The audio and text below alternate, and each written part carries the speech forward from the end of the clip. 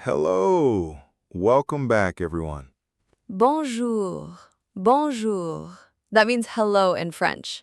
Bonjour. Alice is already speaking French. Hello, everyone. My name is David. And my name is Alice. And today, oh, David, today we are going to the most romantic country in the entire world. France. France. La belle France. Beautiful France. La belle France. And Alice, I have been waiting for this episode since we started this series. Me too. France is a country I have always dreamed about. And when I finally visited, David, it was everything I dreamed, and so much more, and so different from what I expected. I never expected. Our series phrase, Episode 8. Episode 8. We have now visited Brazil, Japan, Italy, Dubai, Turkey, Thailand, India, and now France. 8 countries. What a journey. And if you are new here, welcome to our Slow English Travel series. Please subscribe and hit the bell. New episodes every week. And to our wonderful community, merci. That means thank you in French. Merci. Merci. Okay, Alice, when did you visit France? I visited France last spring. I was there for 2.5 weeks. 2.5 weeks. Where did you go? I visited 3 places. First, Paris, the capital, then Provence in the south, and then the Loire Valley, Loire Valley, famous for its beautiful castles. 3 amazing places. Let's say them slowly.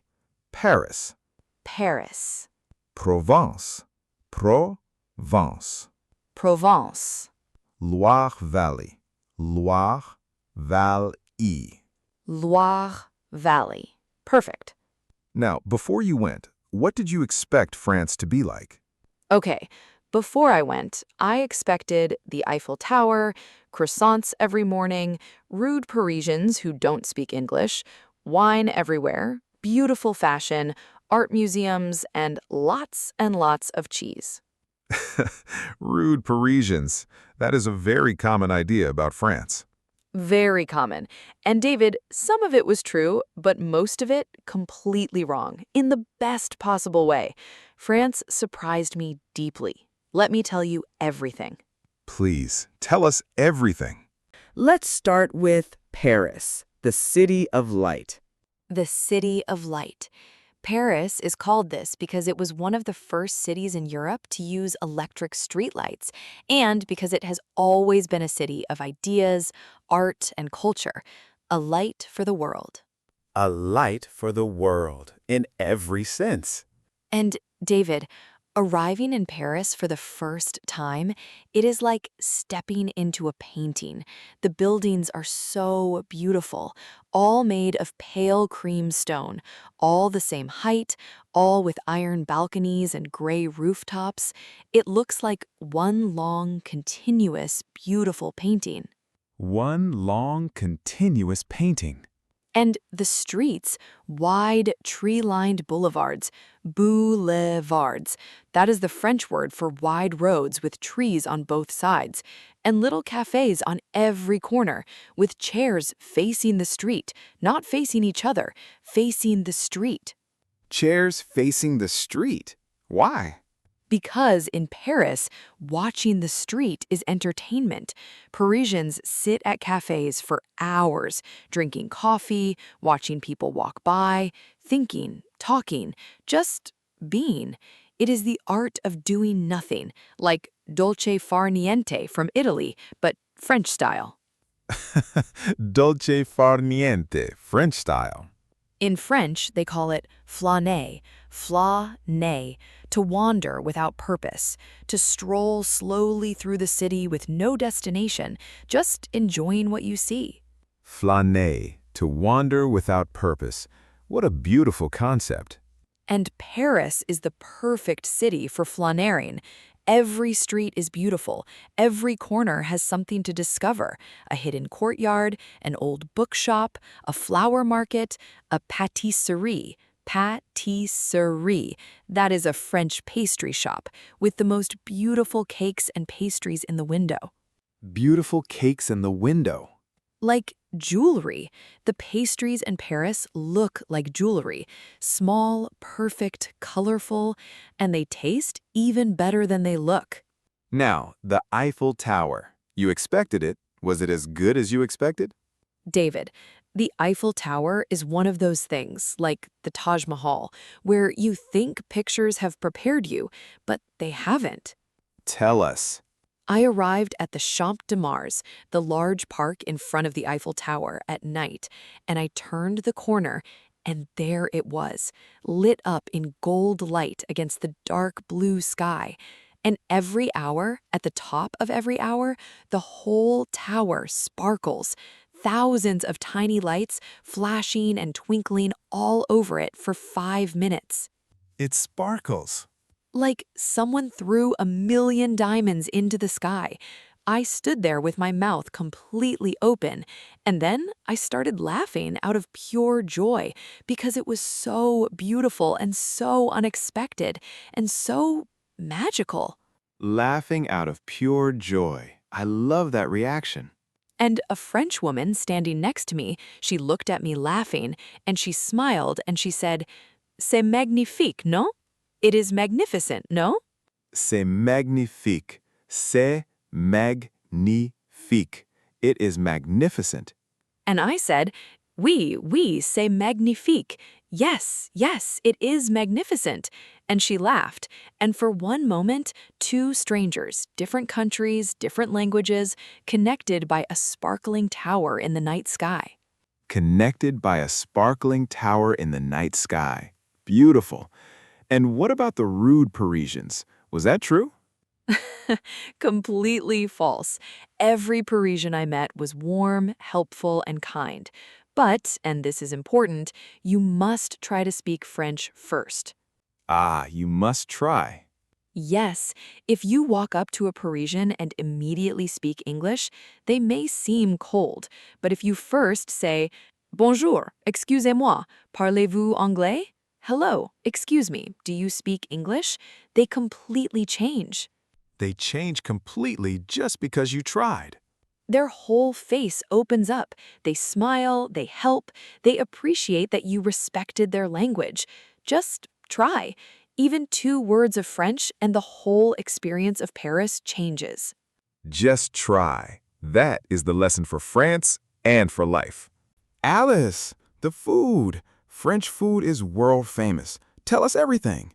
French food. Oh, David, where do I even begin? The croissant. Start with the croissant. The croissant. Croissant, yes. I thought I knew croissants. I have eaten them my whole life.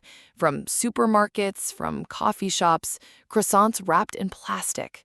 The plastic wrap croissant. We all know it. We all know it. But a real French croissant from a real French boulangerie, that's a French bread shop. David, it is a completely different object. It looks the same, but it is not the same. What makes it different? Everything. The outside is perfectly golden and shatters when you bite it like glass. Tiny flakes of pastry flying everywhere. And the inside is soft, warm, buttery, layered, like eating a cloud made of butter. A cloud made of butter. I ate one standing on the street outside the boulangerie, warm from the oven, butter melting on my fingers, pastry flakes on my shirt. I did not care. I was in heaven. Pastry flakes on your shirt in heaven. Pure heaven. And I went back to that same boulangerie every single morning for 1 week. Every morning. Every morning for a week? The baker, a small man with flour on his hands. By day 3, he saw me coming and started preparing my croissant before I even ordered. He recognized you. He recognized the croissant addict. And he always said, Bonjour, madame, with the biggest smile. That was the highlight of every day. What else surprised you about French food? The cheese. David, France has over 1,000 types of cheese. Over 1,000. 1,000 types of cheese? 1,000. In French markets, the cheese stalls are incredible. Wheels of cheese as big as tables. Soft cheeses, hard cheeses, blue cheeses, goat cheeses, every shape, every color, every smell. Every smell. Some cheeses smell very strong. Very, very strong. Some smells so strong I had to cover my nose. But David, the taste is incredible. Strong smell, beautiful taste. That is the rule with French cheese. Strong smell, beautiful taste. A good rule. And French wine? Ugh.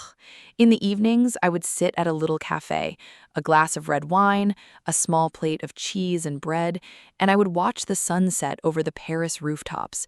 And I thought, this is the life. This is exactly the life. This is exactly the life. A perfect phrase for a perfect moment. Use it when something feels absolutely right, absolutely perfect. This is exactly the life. After Paris, you went south to Provence. Tell us about the south of France. Provence. Oh, David, if Paris is the head of France, Provence is the heart, the warm, lavender-scented, sun-soaked heart. Lavender scented. Provence is famous for lavender fields, right? Yes, in summer, the fields of Provence are covered in lavender, purple lavender stretching to the horizon in every direction. And the smell? The whole air smells of lavender.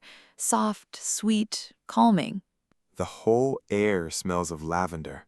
I drove through the lavender fields. Actually, I was in a car, and I had the window open, and the lavender smell just filled the car, filled my lungs, filled my whole body. I felt calm immediately, like breathing in peace. Breathing in peace. What a beautiful image. And the villages of Provence, David, they are like something from a fairy tale. Small stone villages built on top of hills, narrow cobblestone streets, window boxes full of red geraniums, old men playing a game called petanque, in the village square. What is petanque? Petanque is a French game where you throw heavy metal balls called boules, trying to get them close to a small target ball. Old Frenchmen play it in every village square, every afternoon, for hours. Old men throwing metal balls all afternoon. It is the most perfectly French thing. And they are very serious about it, very competitive. I tried to play once, and I threw my ball completely the wrong way. It went into a flower bed. Into a flower bed. One of the old men looked at me very seriously and shook his head. Like I had done something very wrong, and everyone else tried not to laugh and failed. Even in France, you cause chaos, Alice. In every country. But they invited me to try again, and the second time, much better. And they all cheered. Even the serious old man, I saw a tiny smile. A tiny French smile. That is the highest praise. The highest praise. I felt so proud. And the markets in Provence? The morning markets. Every village has a morning market. Fresh vegetables, flowers, olives, honey, lavender soap, local cheeses, and everything is local. Everything is made nearby. Everything is fresh and real and honest. Fresh and real and honest. I love that description of food. That is Provence food. Simple, honest, made with good ingredients and care. Ratatouille. Rat-A-2-E, the famous Provence vegetable dish. Just tomatoes, courgettes, peppers, aubergine, olive oil, herbs. Simple and incredible. Simple and incredible, just like Italian food. The Mediterranean way. Simple ingredients, done with love, always incredible. After Provence, the Loire Valley, the Valley of Castles. The Loire Valley. David, this was the biggest surprise of my whole France trip because I did not expect it to be so magical. Tell us about the castles. The Loire Valley has over 300 castles, called chateaux in French. Chateau. 300 in one valley. 300 castles in one valley? Built by the kings and queens of France hundreds of years ago. And they are not ruins. Many are perfectly preserved. You can walk inside them, see the royal rooms, the grand staircases, the painted ceilings, the royal gardens. walk inside a royal castle. I visited a castle called Château de Chambord. Château de Chambord. It is one of the largest castles in the world, and it has the most famous staircase in the world, a double spiral staircase.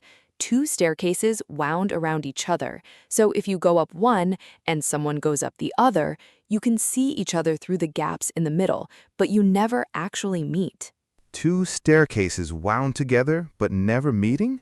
It was designed so that the king and queen could use the same staircase, but never bump into each other unexpectedly. A staircase for privacy. Royal privacy. And some say it was designed by Leonardo da Vinci himself. Leonardo da Vinci, the same artist from our Italy episode? Yes, Leonardo lived in France for the last years of his life. He was invited by the French king, and he brought the Mona Lisa with him to France. That is why the Mona Lisa is in the Louvre Museum in Paris, not in Italy. The Mona Lisa is in France because Leonardo brought it there. I never expected that story. I never expected that story. History is full of surprises. History is full of surprises. That is a wonderful sentence, Alice. Let's talk about the French way of life. What did it teach you? The French way of life taught me something very important, something I have been trying to practice ever since I came home. Tell us. In France, quality is more important than quantity, always, in every area of life. Quality over quantity. What does that mean? It means better to have one perfect thing than 10 ordinary things. One perfect croissant, not 10 average ones. One glass of excellent wine, not a whole bottle of ordinary wine. One beautiful dress that lasts 10 years, not 10 cheap dresses that fall apart. One perfect thing rather than many ordinary things. And meals. In France, a meal is never rushed, never eaten standing up, never eaten while looking at a phone. A meal is an event. It is time spent with the people you love, eating slowly, tasting every bite, talking, laughing, being present. Being present again. Every country teaches us to be present. Every country, but France teaches it through food, through sitting at a table, through taking time, through saying, this moment, this meal, this person is worth my full attention. This moment is worth my full attention. What a profound thing to say about eating. And the French concept of joie de vivre, it means the joy of living, enjoying life, finding pleasure in small things, a good meal, a beautiful sunset, a glass of wine with a friend, a walk along the river, the simple pleasures, done well, done with attention, done with love. Joie de vivre, the joy of living. That is the lesson of France. Joie de vivre. Yes, France reminded me life is not something to get through. Life is something to savor, to taste slowly, to enjoy fully, one moment at a time. Life is something to savor. Write that down, everyone. And one last story. On my last evening in Paris, I sat alone at a little cafe by the Seine River. Seine, the river that runs through Paris. I had a coffee, I watched the river, I watched the people walking, the boats on the water, the lights of the bridges reflecting in the river, and an old French man sat at the next table, and he said to me, very simply, "C'est beau la vie, no?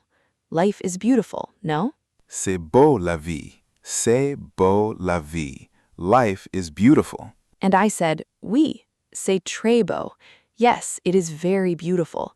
And he smiled, and we sat in silence together for a while, two strangers watching a beautiful river in a beautiful city in a beautiful world.